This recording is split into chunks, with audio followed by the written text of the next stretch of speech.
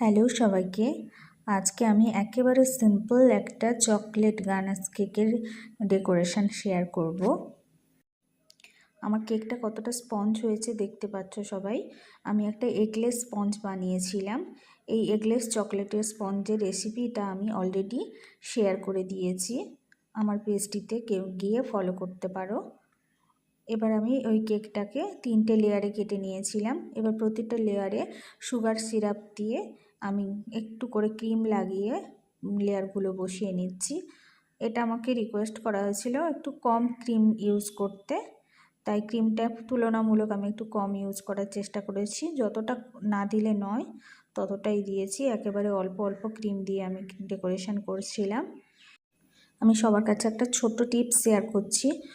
অবশ্যই ক্রাম কোটিং করার পরে ফ্রিজটাকে মিনিমাম আধ ঘন্টা ফ্রিজে রাখবে।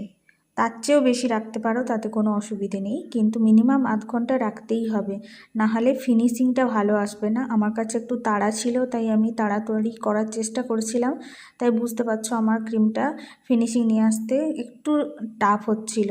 তাওয়ার পরে আমি একটা জিগজ্যাগ দিয়ে ওরকম করে একটু লাইনিং করে নিয়েছিলাম। তারপরে গানাশটা আস্তে আস্তে একটা চামচে অল্প অল্প করে সাইড বরাবর দিয়ে দিয়েছিলাম। আমার গানাশটা তখনও ঠান্ডা হয়নি বলে বা বেশি গলে পড়ে যাচ্ছিল, তাই আমি আবার কিছুক্ষণ ফ্রিজে রেখে ঠান্ডা করে ওপরে দিয়ে দিয়েছি, কিছুটা সাইডে অল্প অল্প করে দিয়ে দিয়েছি। দেখতেই পাচ্ছ খুবই ইজি। আমি এরপরে একটা গানাশের ওপরে ভিডিও করব, সেটাও সবার সঙ্গে আমি শেয়ার করব কিভাবে চকলেট গানাশ করা হয়। এরপরে কয়েকটা সুগার বল নিয়ে উপরে দিয়ে দিয়েছিলাম যাতে দেখতে খুব ভালো লাগে।